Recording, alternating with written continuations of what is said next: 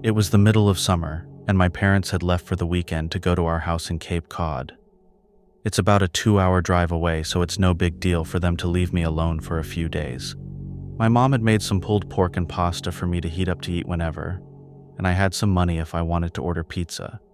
Things were all good, and the first night I was alone. I stayed up till 3 in the morning playing Xbox, so I woke up really late the next day. I checked my phone when I woke up, and I saw it was a little bit past 1. I had made plans to play some street hockey with my friends at about 3, so I threw myself out of bed and stumbled into the shower. I take really long showers, so when my parents are gone, I go crazy. I was in there for about 45 minutes on my phone. I was scrolling through Reddit, Twitter, and whatnot, when I heard one of the doors open. The bathroom is directly up the stairs from the back door, and the door is pretty loud when it opens and closes. Same with the front door. I immediately froze, since obviously I was supposed to be alone. I waited for about 2 minutes, trying to hear anything else. I figured it was just the wind, or maybe my parents were home early. So I turned off the shower, wrapped my towel around myself, and slowly walked down the stairs to check it out.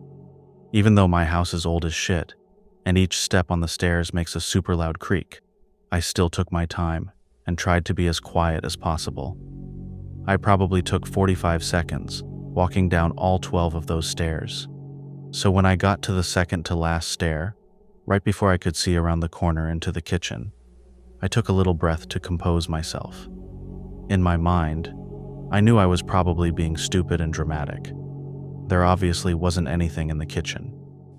There's no way I wouldn't have heard another noise, and there's no reason for them to still be in the kitchen, even if there were burglars or something in the house. After sort of mentally bashing myself for being such a wuss, I sort of chuckled to myself for being so stupid, and I just normally walked the last 2 stairs, then turned the corner into the kitchen. Standing about 2 feet away from me in the middle of my kitchen is a man staring straight at me, while remaining perfectly still with a massive smile across his face. The thing I remember most vividly wasn't his face or his smile, but his arms. They weren't just at his side. He held them in the most strange, abnormal position I've ever seen. They were where one would normally hold their arms, but he had rotated them to the point where they were almost completely reversed, as well as lifting them up and a little bit behind himself. It's hard to explain what I mean. I don't know why I remember this so much, but it's just the most demonic, abnormal position I've ever seen. Honest to God, I think I almost had a heart attack right there. Looking back, I can realize how creepy this situation was, but in the moment, I just took a step towards him, and I punched him as hard as I could in the jaw, sort of half slapping and pushing him towards the ground. The second I hit him, I beelined it up the stairs, dropping my towel in the kitchen. With my heart beating out of control, I sprinted into my room and I locked the door behind me. I quickly put up a chair against the doorknob. Almost without thinking, I also immediately called 911, and nearly in tears, I told the operator what happened as I sat on the floor of my room in practically the fetal position, staring at the door, praying that a cop would be here as soon as possible. I noticed the light coming from the gap between my door had stopped. The guy was standing outside of my door. There are no words to describe the feeling I had. I was paralyzed with fear watching the shadow across the bottom of the door shift in different ways. I stayed balled up, staring at the gap, praying the man would go away for what seemed like an hour. All the while, the 911 operator was asking me, "Hello? Sir? Sir? Are you there? Hello?" But I didn't want to make a noise, and even if I wanted to move my arms to bring the phone to my mouth, I don't think I could have. Eventually, the light returned to the gap, and I heard the faintest of footsteps, slowly creaking the wooden floorboards as he walked down the hall. It was silent for minutes as I just sat there curled up, unable to even speak. I heard banging on the front door and the sound of 2 officers entering my house. I finally felt safe, and I opened the door to the 2 of them standing there. I almost cried. Nowadays, my parents don't leave me home alone anymore. Thank God. And now I make sure to check every lock in the house before going to bed. I still get nightmares occasionally, and my heart starts racing whenever I see someone standing still, but I'm doing all right. Even working with sketch artists and a few lineups, the police never found whoever was in my house.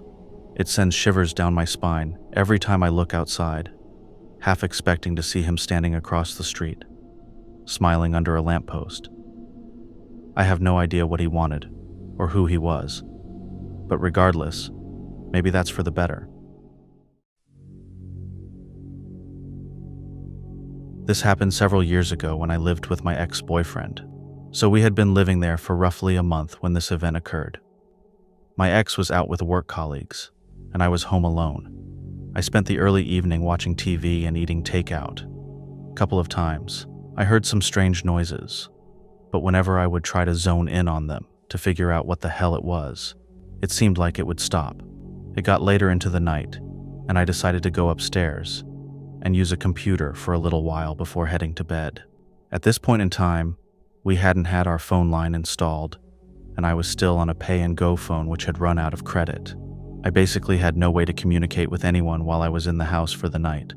So I'm sitting in the bedroom with only a small table lamp on that barely forms a glow while I'm typing away on my laptop, when I started to hear weird noises again. It started as a light rattling noise, and like really faint, to the point where I had to strain to hear if I was really hearing it or imagining it. I shut my music off, and I tried to figure out what it was. I went into our bedroom and looked down to the front door, but nobody is there.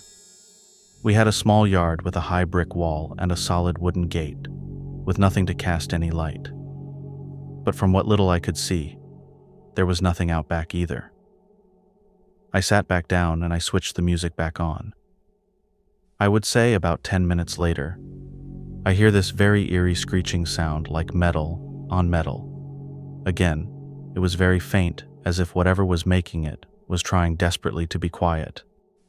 I was getting more than a little freaked out by this point, so I went into our bedroom to retrieve this heavy iron rod that we found in the back of the built-in wardrobe. I didn't switch on any lights as I didn't know what was going on.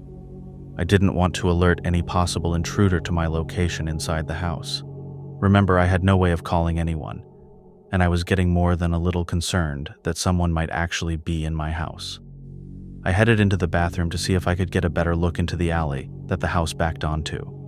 The office, bedroom, and the bathroom all formed an L around the yard, with the bathroom extending further out. I climbed up onto the ledge and inched the window open to try to see out into the alley. I couldn't see a thing, but the whispering was louder, and coming from directly behind my gate. I couldn't hear whole sentences, but I heard enough to summarize whoever these men were, and that they'd seen us move in, and had seen we had quite a lot of valuable equipment, like guitars, computers, my DSLR TV game consoles, etc. I imagine they had seen I was home alone and they were waiting for me to go to sleep to try to get into the house. I stayed perched there for what felt like an eternity, until what seemed like the loudest thud in the world echoed up to me. I guess they grew tired of trying to be stealthy, and one or both of them were throwing themselves at my gate, trying to break it down. I could see it shuddering under the blows, and could only imagine how large these men must be. I'm a tiny girl, all of a whole 5'3", and at that point, I probably weighed somewhere around 105 pounds. As you can imagine, I was white with terror as I watched my gate rattle under the stress. I sat clutching that iron rod, just trying to think where I could hide from them. Suddenly, a glaring light blinded me. At first, I freaked out and dropped out of sight, thinking they were shining a flashlight at the back of the house. But then I heard barking and shouting. I peeked out again and saw the house, which was across the alley from us, and had a floodlight installed. It was illuminating both their own yard, mine, and the alleyway with light.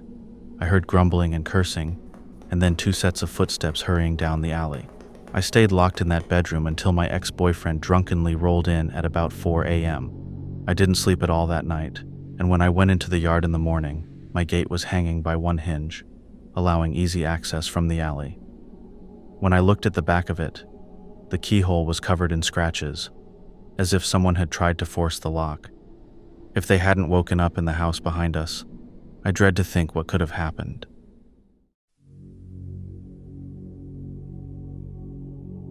This happened well over 10 years ago, so I will try my best to describe the events as accurately as I can. One of my childhood homes had a balcony that was attached to both my mother's bedroom and mine, via big double glass doors in each one of our rooms. Next to the balcony are 2 trees. One I used to often climb up and down from the balcony. This balcony faced out to the street. I was a 13-year-old girl at the time of this story. One night when my brother and mother weren't home, I was reading in bed with a very dim reading light. I heard what sounded like something moving in one of the trees outside. But this didn't worry me, as possums and bats are common in our area. I had thin curtains covering the glass doors that separated my room and the balcony.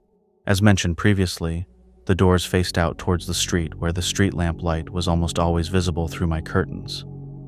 Shortly after hearing the tree rustling noises, I see a shadow slowly move past the doors, at which point I immediately turned off my reading light and froze like a deer in headlights. The shadow was tall, so it wasn't one of the neighbor kids that I'm friends with, and it wasn't my 5-foot mother. The person moved slowly, creeping as though they were trying not to be noticed. They wouldn't likely be able to see into my room, but I could see them thanks to the streetlights behind them, creating a dark silhouette. They moved past my doors out of sight, and I sat there unable to move or even think about what to do, other than be absolutely still. That is, until I heard another sound. The sound of someone trying to open one of the glass doors. My mom's door to the balcony. I didn't know if she had locked them or not, but I wasn't taking any chances. I moved as quickly and as silently as I could to the bedroom door and locked it. I listened for what the person was doing now, and they were still jiggling the glass door handle, but it sounded like the doors weren't opening. I felt relief, like this person couldn't get in, surely. All I had to do was wait for them to realize that, and then they would leave, right? Well, I was wrong. Suddenly I heard light footsteps move back along the balcony to my set of glass doors. Then, I saw his shadow stop directly in front of them. Again I froze, knowing he couldn't see me. He didn't know I could see him, though. I saw a shadow of a hand reach up to my door handle, and my heart stopped. I actually locked those doors myself today. I mean, I was out there earlier, but what if I forgot? The seconds leading up to him grabbing the handle felt like an eternity. But thankfully, when this person tried to open the door, it did not open. It was locked. I sighed such a huge sigh of relief that I was worried he had heard it. After this, he began pacing the length of the balcony. I didn't have a mobile phone, as my mom thought I was too young to have one yet, and the landline was at the other end of the house. But I was too scared to take my eyes off of this person, even to call for help. I was silently crying with tears falling down my cheeks as I internally prayed that they would just leave. Then I heard him stop moving. He then said, "I could just break the glass, you know." Before I could even process this, I saw car headlights turn around the corner of my street and then stop at our property gate. My mom was home. The person on the balcony moved out of sight, and I heard a loud thump as they jumped off of it. When my mom came inside, I was hysterical, and I was barely coherent in telling her what happened. Eventually, I got the message across, and she called the police. They never found or caught anyone. But a neighbor reported a truck in the street that matched the description of a truck that had been reported recently for attempted child abductions near my school a block away. Since I walked that short distance daily, the police suspected that he had followed me or seen that I lived there and waited for me to be alone.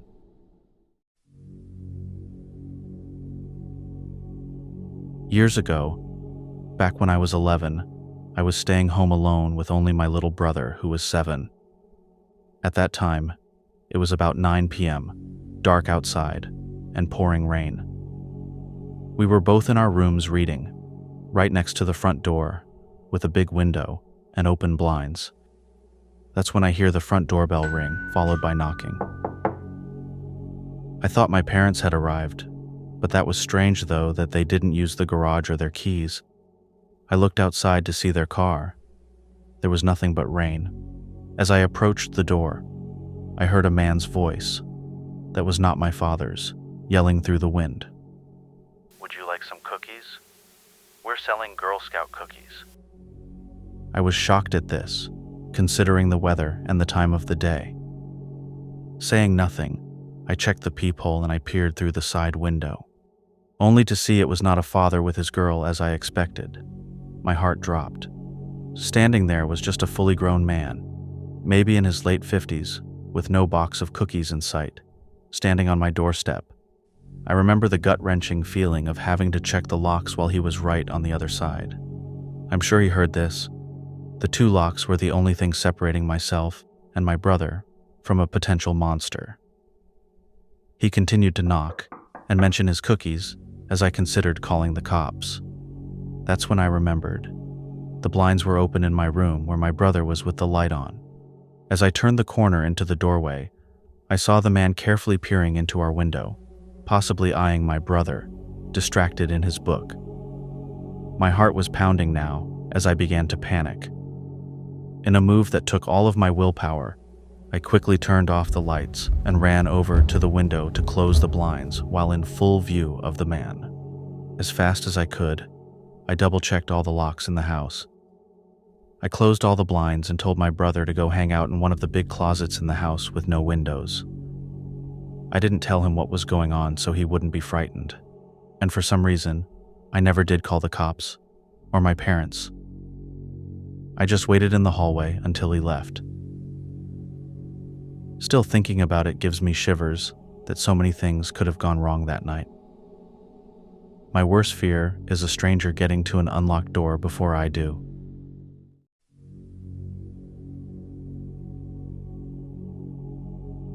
So I've had quite a few bad experiences with strange people in my house. When I was young, an old man would come banging on our door late at night, demanding to see me, causing me to have to hide in the house. I even remember one time, a man came knocking on our door late at night with a knife because he mistook our house for my neighbor's. These experiences all caused me to be very cautious about opening the front door to anyone, or even being in the house alone, especially at night. But this one particular evening was definitely the worst. It was around 6 p.m. in November of 2018. I'm from England, meaning it was already pitch black outside at this time of the year. I had just got home from work, and I was sitting in my room upstairs, just watching YouTube on my laptop. My mom shouted up to me that she was just going to pick my brother up from work and would be stopping off at the gas station on the way back, so she would be gone for a little bit, and asked if I wanted to come. I said no, and I carried on with my video. I heard her close the front door and pull out of the driveway. I was 17 at the time, so being home alone at night was nothing new to me, and I was used to the eerie feeling of it. But after around 10 minutes, I started hearing noises coming from downstairs. At first, I thought nothing of it, and I just thought it was my cat, noisily searching for food in an empty bowl, until I remembered him sitting at the end of my bed. I paused my video, and I listened more at the sound of the banging on my back door. This instantly creeped me out, but it was followed by the sound of keys dangling, and I just thought, oh, my mom must have dropped my brother off before going to the station, and he's just trying to go outside. So I let the noise continue as I kept watching my video. He can get quite angry at times, so the loud banging was nothing out of the ordinary, but it just kept carrying on. Banging and the sounds of keys dangling, then dropping, then banging again. Then the fear really hit me. I don't think it's him. I walked out of my room slowly and sat on the stairs, listening carefully to the noise. It definitely wasn't him. I'm an extremely anxious person, and everyone gets those times late at night when they hear noises and immediately think the worst. This was just one of those I told myself. So I decided to bite the bullet and just walk straight into the kitchen and face whatever it was that was causing the noise. Our kitchen has the door facing straight to the garden. But as I turned the corner into the kitchen, I heard a loud bang and clatter of footsteps run away. The cat flap had been ripped off the door and there was plastic from it everywhere. In fear, I still tried to console myself into thinking it could have been anything other than people breaking in. I sat back on the stairs and called my mom just to check again that it wasn't my brother home early and just in a bad mood. But then he answered my mom's phone while still in the car. "Are you home?" I shouted at him. Then my voice started to break with terror. "Please be serious. Are you home right now?" I asked. "No, what do you want?" he said. Even though he said he wasn't, I still begged in my mind that he was joking, just to scare the shit out of me. But he heard how scared I was and began to worry. I explained to him what happened, and he started to scream at me to call the police.